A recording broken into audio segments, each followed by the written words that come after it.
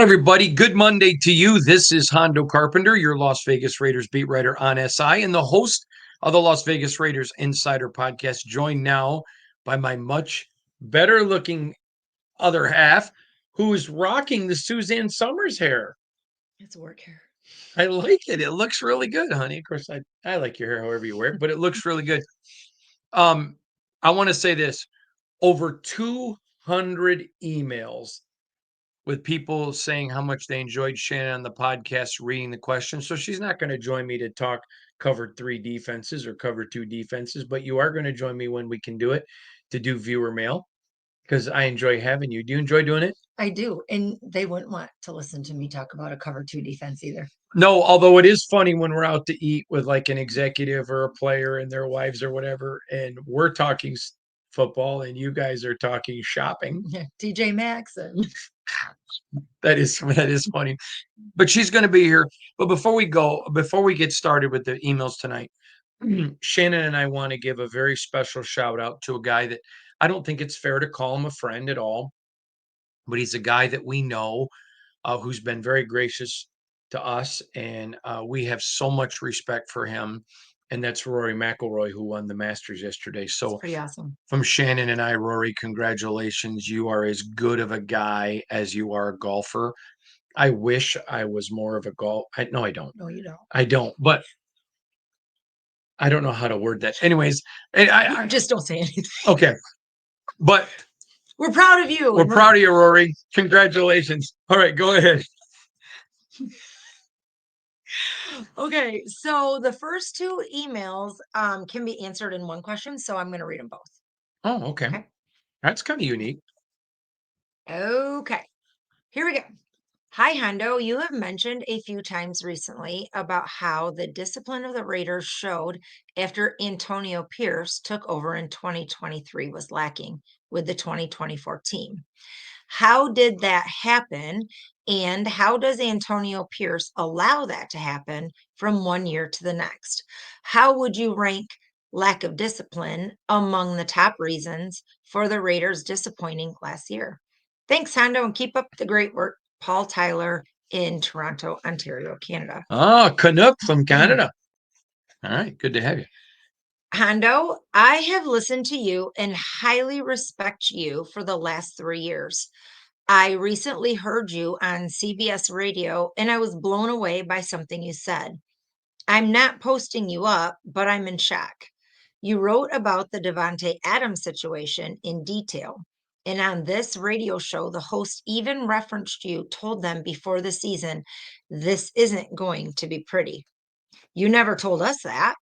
Having read your article and hearing that host even say you warned them, you took terrible criticism for your prediction last season. Why didn't you publicly change your 10-win predictions? I'm not calling you out. I'm just trying to understand you. Kyle M. from Cleveland, Ohio. Well, the first thing is, and Shannon, you were part of this, so I can reference you a little bit. But first of all, I don't take it if I say something, my name's on it. I have no problem being questioned about it. You were gracious in it. I didn't take that as you posting me up in the least bit. I want to go to the gentleman from Canada's email first. What was his name? Paul. Paul. Lack of discipline was the number one reason for the utter failure of the 2024 Las Vegas Raiders. You know as well as anybody from dinners and phone calls and from with people within, it was horrible. Would you not agree? Absolutely. I mean, the anger was palatable. Yes. And so that being said, it was the number one reason. Last year's team had the talent to win 10 games had they performed the way they did the last half of 23. So that's where I set the standard of expectation for them. And that's where it should have been. Now, did you say Mike was the second email? Kyle, I'll address you now. Why didn't I change? So Shannon will tell you, driving to Allegiant, well, actually not driving, but the day before the game at Allegiant Stadium, when I put that cryptic tweet out about mark this tweet, I had shared with her, I was at the facility, you were at home, and I called you and I told her about a conversation I had just had. And I said, if Devontae doesn't play tomorrow, Mhm. all hell's going to break loose on this team.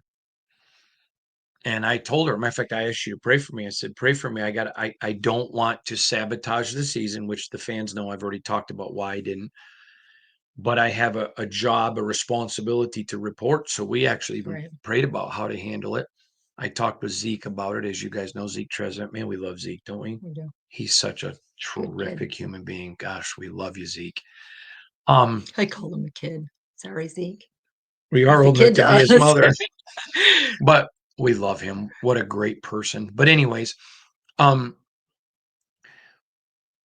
and so I had already given my prediction for the year.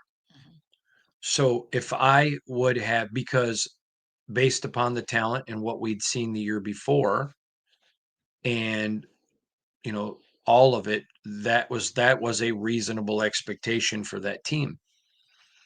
At that point, there's an old adage, Shannon and I being Midwestern people from the Midwest, from Michigan, hay's in the barn. Mm. Grandpa Mulder would appreciate that Yeah. comment. But shout out to Grandpa Mulder. But anyways, the hay was in the barn. So if I would have retroactively really altered my prediction, it would have been saying there's a problem without saying a problem. And there's nothing worse than ha ha, na na na na boo boo. I'm not going to say anything. I think it just would have opened A can of worms. a can of worms. So I took the criticism because I made the prediction. I could have changed it. I think it would have hurt the team if I had. And so I'm okay with criticism. When you're a public figure, It happens a lot. it happens a lot. And so the criticism didn't bother me. And I told just about everybody I could privately when one, and you know who I'm talking about, extremely famous national media person was out to make their pick and said to you and I at dinner, what should I predict for next year? And I told him 5 wins. And he's like, what? You said 10. I said, mm-hmm. And then when I shared everything with him, I mean, I had already made my prediction, so I'm not going to go back and I own it. And when I talk about it in the future years, I'll talk about out of the 5 years I've predicted the Raiders. Can you? It's Noah. Oh, is our son Our Noah? son's calling. Sorry. Sorry. But out of the 5 years I've made predictions, 3 of them have either been exactly on or off by one. Mhm. And 2 were terrible. Too bad. No, but still, I I'm get gonna own it. it. Not gonna Well, go that's back. who you are, number one. And number two, when you made the prediction, you didn't, hindsight's always 2020. Mhm. You didn't know at the time what was going on. Yeah, but I knew before the season. Ah, All right, let's keep going. that's okay, babe. All right. By the way, I want everyone to see this. Can you stand up a little bit? Because people were look at you had to wear your Backwards off the camera. I want everyone to see your Raiders gear. Okay, there you go. There we go. We're having the problem you had the other day. It's backwards. Okay. Next. I am Diego Hernandez from Mexico and I live in Dubai. I know this may not be that much Raider related, but any news on Hunter Renfro? Any chance that he can come back to silver and black? I love your podcast. Raiders Diego. All right, Raider Diego. Absolutely, there's a chance, but I talked about this several weeks ago when it was first announced that he was coming in.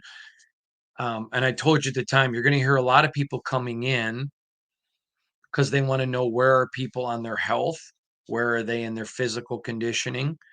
I would not anticipate it before the draft. Certainly could, but I wouldn't anticipate it. But they're bringing people in um, so that they're prepared based on how the draft goes. They may not get somebody or they may not get kind of what they're looking for because they want to know, or maybe during the season somebody gets hurt. So I think it was more of a tire kicking, which I said several weeks ago, than a instantaneous purchase. But he certainly still could, and we would root for him. We like For him. sure. Great guy. All right, next. Hondo, I respect that you try to stay away from opinions and just offer info. I saw you get decimated by fans for your last mock, and yet you make it clear it isn't you. Much respect for staying out of the weeds. I am just curious, what players could the Raiders take at number 6 that you would be okay with? Not as a fan, but you don't think it would be an overreach. All right, Brandon E. Brandon E. Well, first of all, let me just say this. There are several drafters in this league who I think both of us immensely agree. We were at dinner with one the other night, and his wife, and just for their sake, because I got yelled at the last time you were on, his much better half. Oh, I saw that. It was hilarious. that Yeah, but that look at you're my yeah. much better half. No, but Oh, yeah, yeah. he was giving me It was crud. great. Yeah. All right. Sorry, they're good friends. Anyways, so there are people that I really, really trust, and some I trust at different positions. Like the person we were out to eat with, I have immense trust in him at several positions because he has a proven track record. So I talked with the people that I trust because my opinion doesn't matter.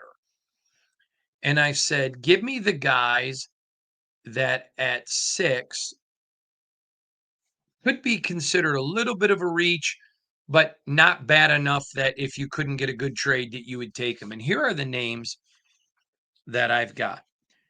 Abdul Carter is a no-brainer. Him and Mason Graham and Travis Hunter. I mean, those three are highly rated. You take any of those three, you don't even look to trade. I mean, you wait. If they're there, bam, you pull the trigger. Um, there are others though who are worth a 6th round. I mean, the number 6 overall. Will Campbell, well worth the 6th round pick. Ashton Jeanty, well worth the 6th round pick. I mean the 6th overall, not 6th round, 6 overall. I'm going to give you guys a name that I've been telling you about for a long time that at our dinner we talked about a lot. Omarion Hampton. Mm-hmm. Now, I like Gene T slightly more than Omarion, but I told you my friends in the league, most have Gene T1, but there are some that have Gene T at 1, including the gentleman and his wife we went to dinner with the other night. But all of them say Omarion's that good. You can get him later. But just because you can get him later doesn't mean he's not worth that. Brock Bowers got picked at 13. But looking back with 2020 vision, right, if you'd have picked him 1, nobody would have complained. Right. They would have at the time. Yeah. But so Omarion Hampton is another guy that I would have zero issue. Will Johnson on one caveat. I don't know when you're watching this today. So if you're watching it before his workout or after, I think it will be after by time it publishes. But Will Johnson has a private workout today in Ann Arbor. Ugh, we're a couple of Spartans. By the way, I got to remind me to tell you what I told John Spytek at the owner. I'll just tell you at the owner's meeting, I told John Spytek, you know how hard it is for me to like you because you're a Wolverine. I know, but he's such a good guy, and he left. Nobody looks good in blue and gold. I know, but John's such a good guy. We wish him well. But Will Johnson, his workout today in Ann Arbor, he can make millions or cost himself a lot. There's a lot of people questioning him in running, and he's been injured a lot of questions. So my concern is when I talk to people about Will Johnson is his injuries. Now, every one of them told me if he goes and runs elite today, he's worthy of a top 6 pick. But this is if it's he's probably still injured. I don't think there's any way you can take him at 6. Yeah. Or he needs more time to. I don't think there's any way you take him at 6. So But I've got him on there, assuming he runs well at 6. I'm going to believe the best and hope for him because he's a wonderful kid. But Jalen Walker is a stud. I almost have him in that top 4 group. You've talked a lot about him. Mm-hmm. This kid, everybody loves him. I can't find, nobody's willing to call him a dude, but I can't. I mean, everybody that I trust talks about him with like they do Mason Graham, Travis Hunter. Uh, they all love him. This guy, and for some reason, fans don't really like that pick, but there would have been fans livid last year had they taken Brock Bowers at 1, who now would be like, what? Exactly. How many people were ticked when they took Sebastian Janikowski at 17th in the first round? And now he turned out to be, wow, it was a great pick. I mean, so I don't care about the criticism today.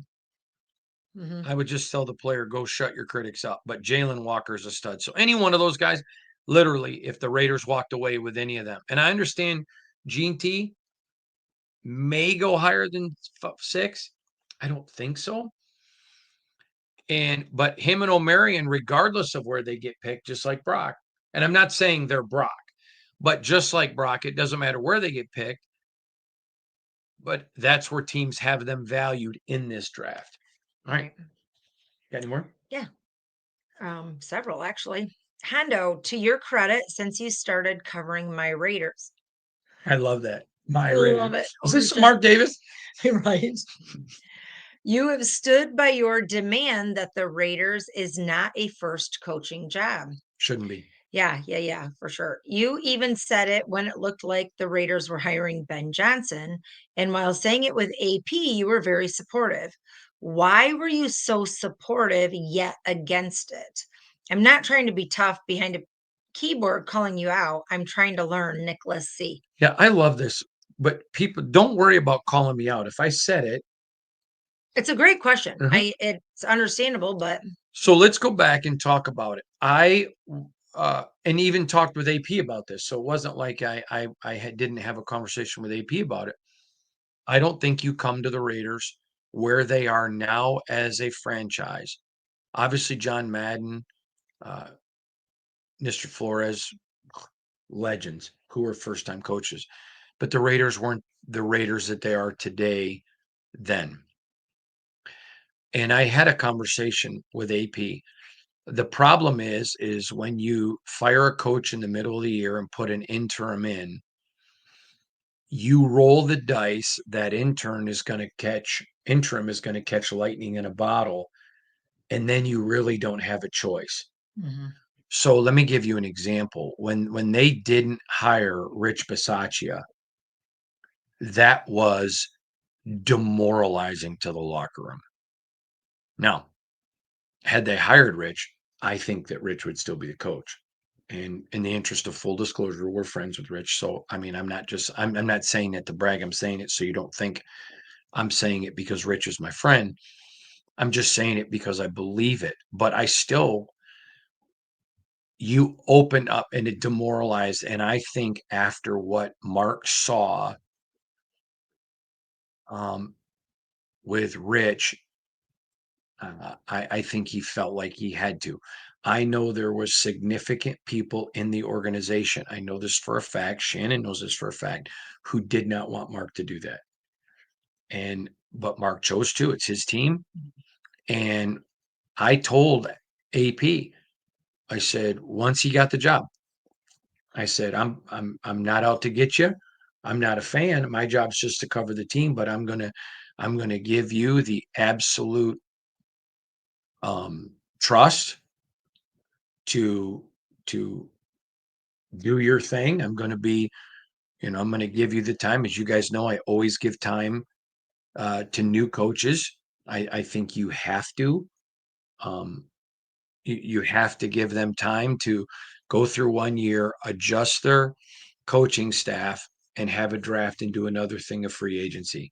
I just think that that's important. And so it wasn't personal with AP. He knew that. We have a very good relationship.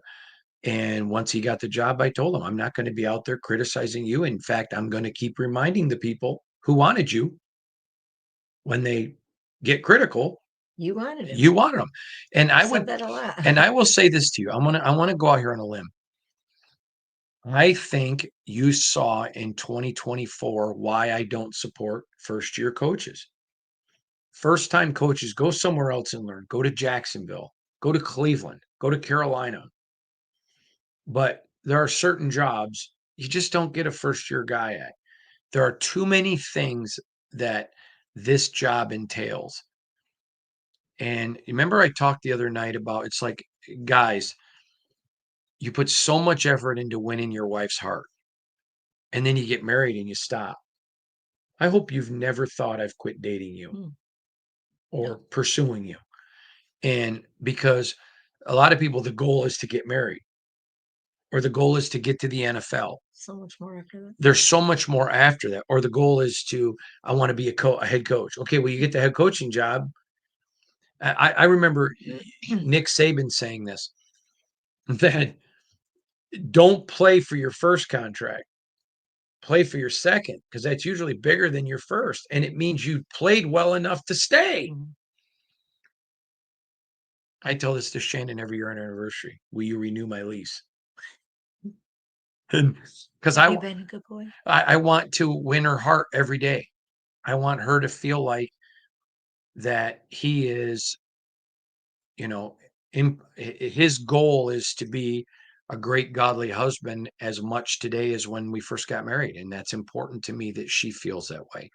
And it's the same principle is I think that Antonio Pierce, if he got another coaching job, would do better. I would hope for him it was not at an iconic place. Like I would not want to see him go back to New York with the Giants. I think that would be a pressure cooker that he would need to go have some success and then go to the Giants. Obviously, because he played there. But I'll give you an example. Josh McDaniels failed miserably as a head coach his first time. Did a lot to really change. And by the way, he was different the second time. But you just saw him not cut out to be a head coach. He failed with the Raiders. And thank God for everybody involved, including those of us that had to cover the team, that Mark just moved on. Thank you, Mark. That was hard. But anyways, I don't think it was. But when he got the job, I'm not out to get any coach. I think it's more though than just the actual coach. It's more about, when you ask the question, well, you say you're not for, a first time coach for Raiders, but why do you support it? Yet you say you're against it. That it's like in anything, you might not agree that they should have a first time coach, but he's not in the hiring position, and his job is just to cover the team. So once that hiring position is done, he's not going to sit out here and criticize the guy. He's going to be his number one fan because he wants him to succeed, because real men, and I think you're a real man, in any area of life, wants people to succeed, because it's not about failing. I mean, you don't want people to fail. And so as Hondo covers things, it's not um he's not going to sit and do every podcast and say, well, they shouldn't have hired him, he's a first time coach. No, he's going to be positive, he's going to root for him, even though down inside he believes, okay, this probably wasn't the best thing to do, because he is first time and it's the Raiders, you should have went somewhere else, but here we are, so let's make the best of it. Yeah, nothing. And it's not just sports. No, it's every It's aspect of politics, life. news. Nothing irritates Shannon and I more than media members that act like their opinion matters. That really amazes me. And not just in sports, politics, weather. Stop. We know your opinion matters to you, and that's okay. It's supposed to. But it's just like giving you those lists of names. There's a couple of guys at 6 I wouldn't have mind the Raiders taking. But the experts who make a lot of money, this is what they think. I'm going on their opinion. Exactly. And that's how you report. You report with what's there. So, I mean, I'll listen to some media sometimes and they'll rip the team they cover. That's just stupid. You're not negative Nancy. You're going to support what's there and you're going to build them up. And yeah, My point is I'm just going to tell the truth. exactly. And when AP made some really questionable decisions early, I said, this is first year coaching mistakes. He'll improve from it. But you're not disrespectful in it either. No, Which some, no, and no. you don't put people down. I'll tell you a great story. True. Shannon loves this story, but you guys will love it. There was a coach one time that I was going to go on. I was going to report that it was time for him to get fired. So I called him and said to him, uh, I want you to know that this isn't personal, but I'm going to report it's time for you to go. I got to go back. So I called him and asked if I could go by his house. So I went by his house after practice and just said to him, hey, I want you to know that I'm going to be reporting that you should get fired. And he literally hugged me and said, you are the only member of the media I would expect to come over. First of all, you're the only one that's ever been to my home. And I appreciate the fact that you would come to my home to tell me that. And I said, Coach, it's not personal. The point is, it's not going to get repaired. So once you know something can't be fixed, oh, Dexter's here and he's excited. Dex, you stay over there. Stay over there. And, sorry, everybody. He's saying hi Our to. 2-year-old Can you thinks say? he should be part Can of you it. say hi? All right, you stay there. All right, what's the next Hondo, here's a good one for you. Tyree Wilson, you have explained in great detail about his situation. Could you explain again and then tell me at what point would you judge Dave Ziegler for where he was picked, good or bad? Penny L. Hi, Penny. Well, first of all, let me just say this to you. As many of you know, the Raiders knew he was injured, and the Raiders felt like he was a dude. And the Raiders did all their medical checks, and they were confident that he was going to be fine. So they picked him with the caveat that the first year was going to be a red shirt. Okay, that's exactly what they thought it was going to be. And because of the Chandler Jones stuff, he had to play early. So we'll know after his fourth year if he's a bust or not. Okay. And that's when you'll make a decision on that.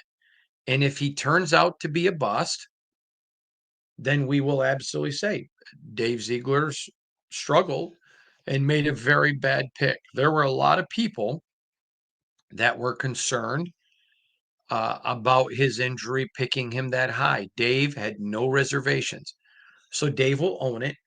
But because their plan was they knew he was not going to be healthy. You can't judge him on his rookie year when you knew he wasn't going to be healthy. Right. That's just not fair. Mm-hmm. So last year was literally, in our judgment, the first year for him.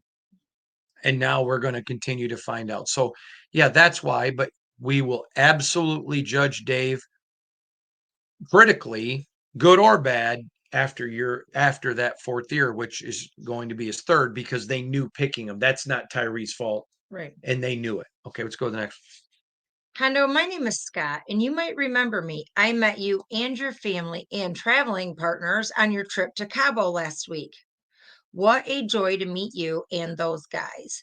Thank you for all the pictures and autographs. Since I saw you all, I thought of a question for you and them. But what is the weakest part of the Raiders today before the NFL draft?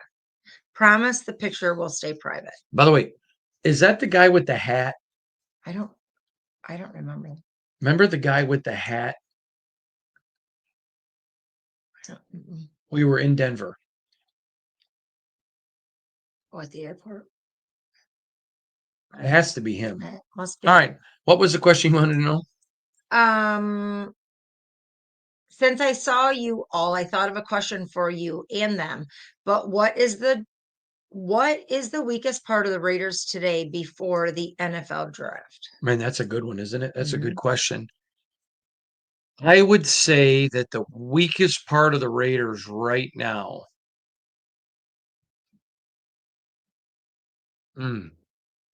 Boy, I love IPM. I love Jeremy Chin, so it's not safety. Um, I'd probably go a wide receiver. We know how good Jacoby is.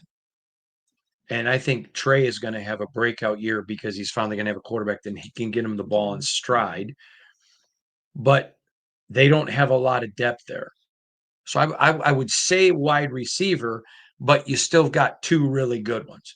And Brock does a lot like a receiver. So I would say probably wide receiver or corner. All right. Doesn't mean there aren't other places. I just don't think they're as weak. Okay. All right. Hondo, I know Coach Narduzzi is one of your best friends. We love the dude, him and Donna. Dudes and Donna. Love you guys. I don't know if you guys care, Dexter. You telling Uncle Pat and Aunt Donna you love them? Goofy boy. Hondo, I know Coach He's saying hi to everybody. Let's keep going. is one of your best friends. I got his autograph at the Pitt Spring game, and I told him I love how you talk about him. He told my son and I that you are one of his best friends. As an alum, I think that is so cool. Do you think Kenny Pickett should have been a Raider and Tom Brady and John Spytek missed out on bringing him here? Marcus E. No. No. No. Nope. Kenny Pickett's good where Kenny Pickett's at. Love Kenny. We've met him. We love him. But nope. Next question, please. Pat is going to crack up at that. Okay, keep going. Aunt Shannon. Oh. Do I have to start calling you Aunt Shannon? No, please don't. I don't call you Uncle Hunter. Aunt Shannon, I am super curious. We love your husband's work, but I know he said he doesn't read the comments. What is the hardest part of his job for you? Just curious. Justin Rodriguez. Well, Justin, I would not. This is interesting. I'm going to get a drink. I think Dexter drank it all. Oh, thanks, Dexter. I would not say it.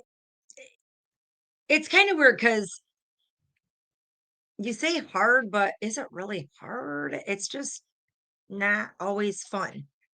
I wouldn't say it's hard and it's not difficult. I'm going to say a couple of things. First and foremost,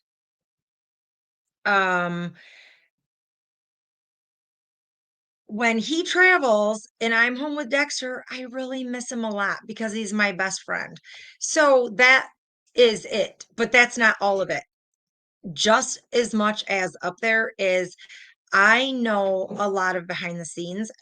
Obviously, my husband knows way more than I do, but there's a lot behind the scenes that he doesn't get to report.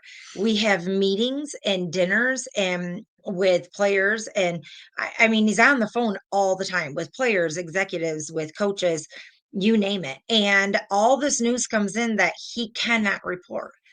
And so he does what he can, and sometimes gives hints, but I think the hardest part is all of the negative comments. I hate it when people are constantly negative and say negative things about my husband because he is an honorable, good man. Well, that really bothered. Honest to God, that I would say that's one of the hardest parts because you don't read the comments. I do.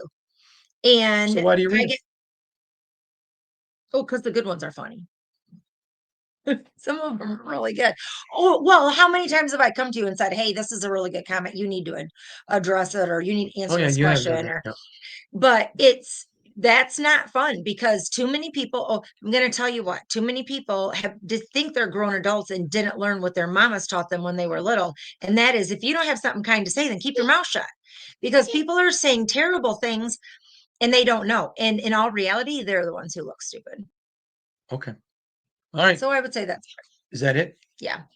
Warning, not a football specific. Sorry about Dexter, guys. Usually I'm doing the podcast. Dexter's waving. Okay. Usually I'm doing the podcast. And I'm upstairs with Dexter. Okay. So all right, Hondo, you not Hispanic, I don't think. I'm not. What is this? And you had an email from a guy named Emmanuel, and I was shocked to hear a Caucasian say that he wanted to name his son that. Are you Hispanic? From Carlos. Oh, that's a great question, Carlos. So first of all, I am not. Dear Dexter, yay, Carlos. Oh, jeez, that is yay, okay. So let me just say this to you. I am not Hispanic. But what I will tell you is this. If we had had another son, I wanted to name him Emmanuel because Emmanuel literally means God with us. Is there a cooler name than, hey, come here, God with us? Every time you call his name, you're remembering God's with us. Isn't that cool? That would have been awesome to have a son, Emmanuel. Great. That is a good name. I probably would have nicknamed him, but you probably wouldn't have liked it. What would you'd have called him Manny? Or Manly, like Little House on the Prairie or something. Would have went for Manly. Okay. But anyways, but the reason we didn't name Dexter that was because with him being adopted, we the term Dexter is my great grandfather, his great great. Ernest is my grandfather, his great grandfather, and Wayne was my father's middle name because we already have a Robert Jr., a Robert the third, and Lots of Roberts. and a Robert the fourth because of my oldest brother.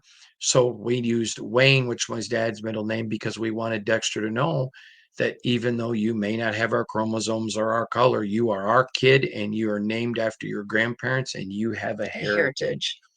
Plus, Dexter's a super cool name. It is really. Until now, we found out it's like some TV show that's not like a good game or of something. Is it called Game of Thrones, or is it? I think it's something different. I don't know. I just know it's some TV show. Everyone keeps asking him, "Did you name him after a TV show?" We didn't even know there was a TV show with a character named Dexter, but I hope it's a good show. We should watch it. But I heard it wasn't, so let's not. Oh, you heard it wasn't? Yeah, he's named after his great great grandpa, and that's all that matters to us. Yeah, and he's adorable, like his great. In fact, he's wearing for Easter church a bow tie suit because we have a picture of his great great grandpa in a bow tie. And that's great. All right. And is that it? All right. Last one. Okay. Hondo, after going to Mexico, would you agree the best Mexican food is in Mexico now?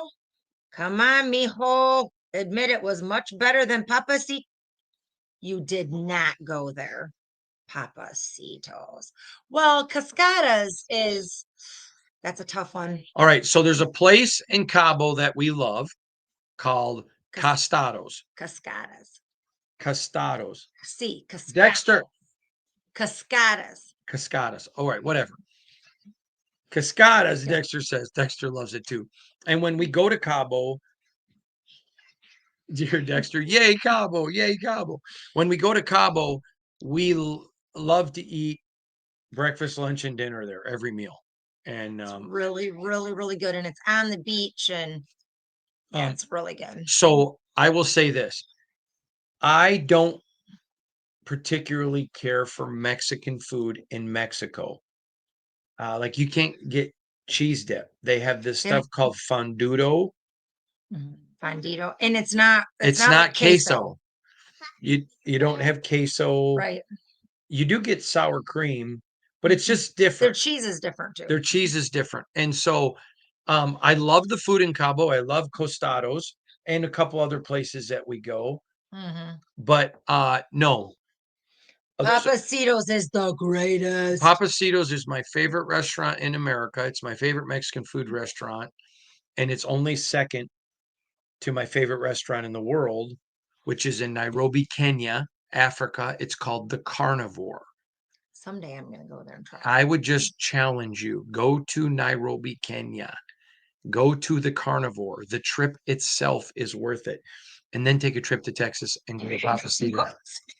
We literally, on her birthday every year, unless it's on a game day, right? We fly to Texas for the day, go to have lunch and dinner at Papacitos, and then fly home that night. That's her birthday present. Happy birthday to me. And so Papacitos is the best. Trust me. But anyways, great questions today, everybody. Listen, if you have not joined my new Facebook professional page, I encourage you to do it. We're going to do a live video interaction with everybody on that page the Wednesday night before the draft. So come and join us, talk NFL draft that night. And then, of course, we're going to be cranking out the draft coverage unbelievably, and look forward to covering the draft with you. So lots of good stuff going on. Thank you, everybody, for joining us. Shannon, I really, they heard you. They said bye-bye. He said bye-bye. Say bye-bye, Raider Nation. Say Raiders. Oh, There that's you go. adorable. That's adorable. All right. So, anyways, thank you for joining me. Thank you all for emailing. From all of us to all of you. God bless you, everybody. Have a